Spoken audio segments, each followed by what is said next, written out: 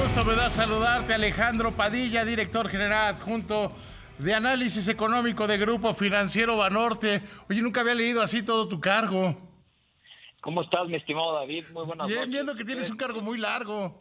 Si quieres lo podemos dejar nada más en economista en jefe con todo gusto. Mejor para la próxima le ponemos economista en jefe, ¿no? Perfecto. Porque no te parece Buenísimo. como cargo de paraestatal. Con mucho gusto, estimado David. ¿Cómo estás? Bien, oye, primero felicitarlos. Eso que hacen de Norte Económico en Banorte me gusta mucho. La verdad me gusta mucho, ¿eh?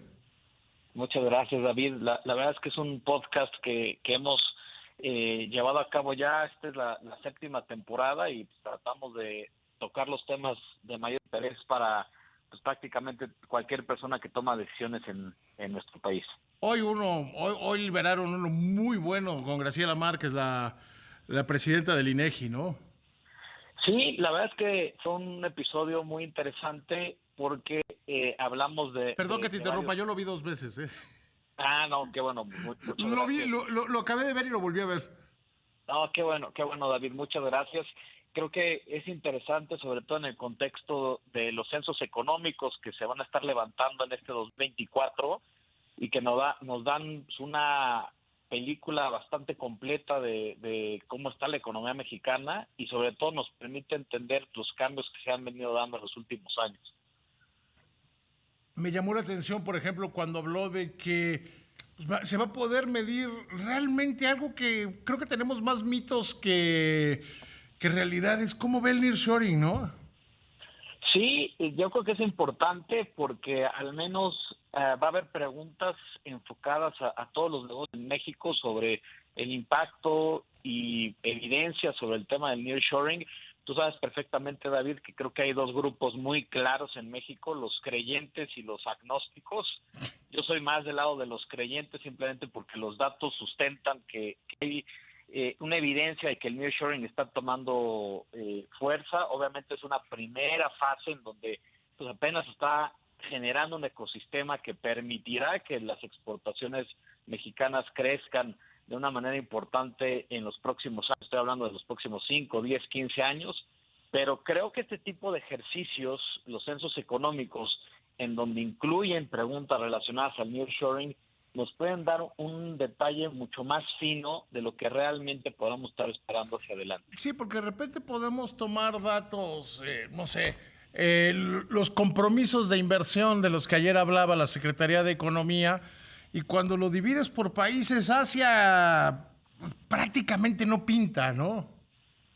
Sí, y yo creo que es importante ver que además de la inversión extranjera directa que va a estar llegando, que es la semilla con lo cual se va generando todos los clústeres industriales, yo creo que este tipo de datos, de información que estará dándonos a conocer el INEGI después de levantar los censos económicos, pues podrá permitirnos entender pues, todas las distintas fases, además de todos los efectos que tiene un fenómeno como el nearshoring. Por ejemplo, no solamente es que llegue una gran armadora de auto a nuestro país, sino que también eso tiene un efecto sobre toda la proveeduría en donde están tanto empresas extranjeras como muchas de las pymes mexicanas. También lo bueno del nearshoring es que no es algo nuevo para México. Llevamos por lo menos 30 años desde el Telecan, pues justo experimentando esta relocalización de procesos productivos y hay muchas historias probadas de el impacto que tiene una inversión de una planta, no sé, por ejemplo, BMW en San Luis Potosí, un Nissan en Aguascalientes. Ya sabemos también todo el tema de derrama económica y todas las aristas que va tocando en la economía. Entonces, como tú bien mencionas, este tema de los censos económicos, pues por lo menos nos va a dar muchos datos para analizar y para poder entender exactamente dónde estamos parados de cara a este fenómeno de comercio exterior. Sí, porque hay quien dice que no va a ser tanto y que en algún momento Estados Unidos va a apretar y que nos va a obligar a decidir. Yo creo que hay que manejarlo con inteligencia, pero yo soy también un gran creyente, Alejandro. No, y honestamente tenemos que entender que el nearshoring se da, yo creo que por un cambio estructural después de la pandemia, ¿no? O sea, en la pandemia el mundo se dio cuenta que ahora tiene que manejar pues, una matriz de riesgos mucho más integral, especialmente riesgos operativos. Tú recordarás esa escasez que teníamos de semiconductores, de autos, de muchos bienes, porque prácticamente las cadenas estaban rotas. Entonces, no podemos llegar a una situación en la cual seamos vulnerables en ese proceso productivo. Estados Unidos le queda muy claro y yo creo que por eso es que México lo ve como un aliado muy importante. Y la otra es pues un poco la geopolítica, ¿no? En donde sabemos que hay tensiones entre Estados Unidos y China. Esas tensiones, pues claramente, pues un poco empujan a Estados Unidos a buscar aliados que puedan ser mucho más estables y que les permitan llevar a cabo pues los programas que quieren llevar a cabo, y ahí creo que también México va a jugar un papel importante. Obviamente hay cuellos de botella, hay factores que tenemos que arreglar, pero yo creo que en general es una buena oportunidad para México. Yo creo que en general y en lo global es una buena opción para México. Es que yo creo que la pandemia nos enseñó y las tensiones geopolíticas nos enseñaron que eso de tener una gran supermercado lejos de casa, pues podía sonar muy fácil y que hacías la compra de toda la semana y de toda la quincena en un solo viaje, pero que a veces las tienditas de la esquina o el mini super de la colonia también tienen su atractivo, ¿no? Sí, la verdad es que es un ejemplo que ilustra muy bien lo que puede pasar con la regionalización que se está viviendo actualmente en el mundo. Digo, sería y un poco iluso pensar que ya no va a haber globalización, pero es una globalización que se está transformando, ¿no? Y que ahora se están generando estos vecindarios en el mundo, y pues qué mejor que tener a uno de los mercados más interesantes pegado a nosotros, que claramente puede ayudar a que nuestras exportaciones crezcan de una manera importante en los próximos años. Querido Alejandro, te llevo otro tema si te Con parece mucho bien. gusto. Hoy se tomó la decisión de política monetaria, mañana se va a conocer oficialmente. ¿Tú cómo la ves? Mira, yo creo que en relación a lo que vimos hoy con el Fed, yo creo que era altamente esperado que no hubiera cambios en su tasa de referencia, pero la señal es muy clara. El Fed yo creo que está viendo que en el año tendrá que recortar tasas de interés, simplemente porque ya estamos viendo una inflación que ha venido bajando, porque también mantener tasas de interés tan elevadas por mucho más tiempo pudieran ocasionar algunas distorsiones, sobre todo en términos de liquidez y de solvencia, pues para algunas instituciones financieras, para algunas empresas. Y yo creo que el mensaje, viendo el comunicado de política monetaria de hoy del Banco de la Reserva Federal y un poco esta gráfica que se llaman dot plots, que es esta representación de dónde pone cada uno de los miembros la tasa de interés, Ujú. dónde debería estar en los siguientes años y en este 2024, se ve que el FED tiene previsto 3 recortes de 25 puntos base, y que probablemente el primer recorte será en verano. Nosotros en Banorte pensamos que va a ser en el 12 de junio, ¿no? En junio con N de niño, ¿no? Sí, Cuando, sí, sí, o cuando sea, empezarán a empezando recortar, el ¿no? verano. Empezando el verano, y van a ser bastante graduales. Ahora, nos vamos al tema de Banco de México. Mañana hay decisión de política monetaria. Creo que está muy telegrafiada y lo platicamos la última vez aquí en tu Ujú, ujú. programa. 25 puntos base de recorte es la estimación, pues que prácticamente tenemos todos los economistas y todos los traders. Creo que es un recorte ya muy anticipado. Lo importante, y es algo que también hemos discutido anteriormente en tu programa, David, va a ser el comunicado. Es que A ver, yo creo que hoy por hoy, y lo hemos platicado en otras ocasiones, que hoy por hoy es mucho más importante el comunicado que la decisión en sí misma. Yo creo que sería una sorpresa que no fuera lo que acabas de decir, ¿no?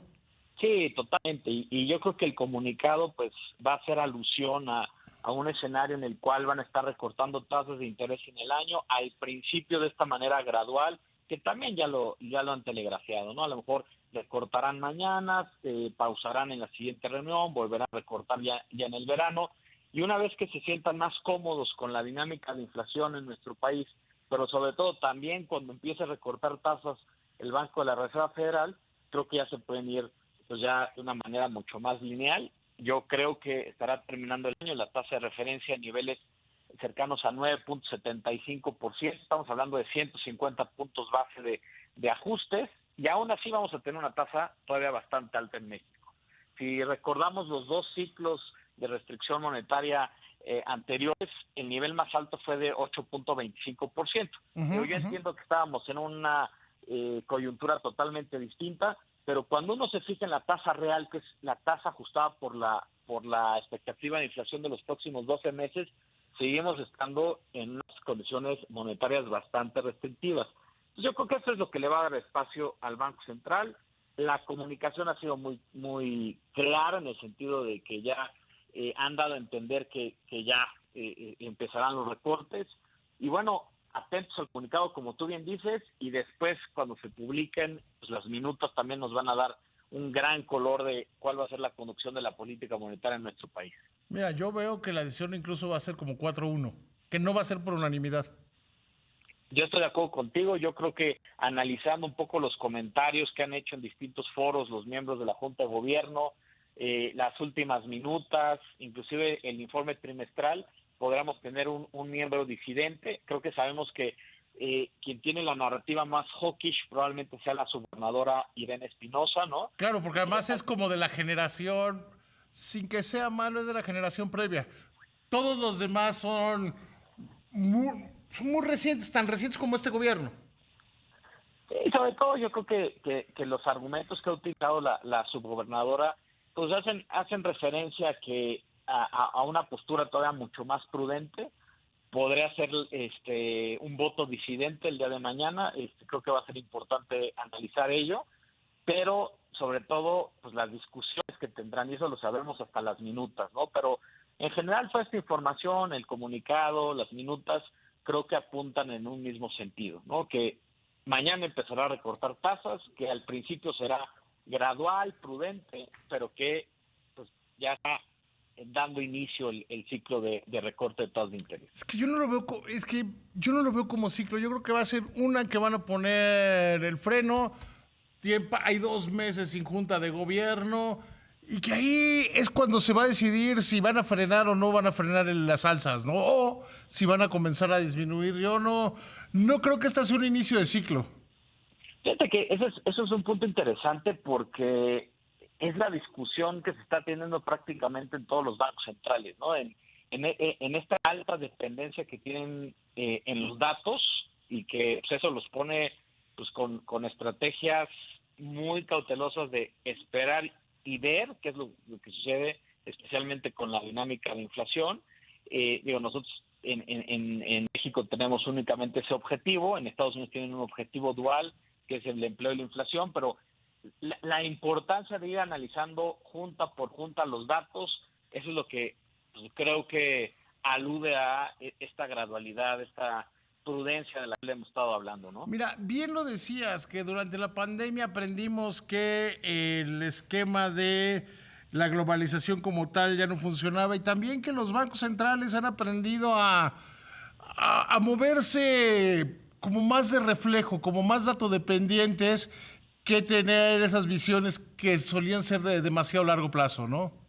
Totalmente de acuerdo, ¿eh? Y yo creo que ahí es en donde recae la importancia de ir analizando pues, cuál es el balance de riesgos para la inflación, para el crecimiento, un poco los determinantes, ¿no? del comportamiento de los precios en nuestro país, y eso pues creo que va a ser relevante irlo analizando mes con mes, y por eso es que los bancos centrales se dan ese margen de maniobra, ¿no? Para no casarse con una estrategia, simplemente ser prudentes y analizar pues, qué es lo que va sucediendo pues, en una coyuntura que cada vez es más cambiante, más dinámica, ¿no? Más dinámica. Alejandro, te agradezco muchísimo. Qué gusto platicar contigo siempre.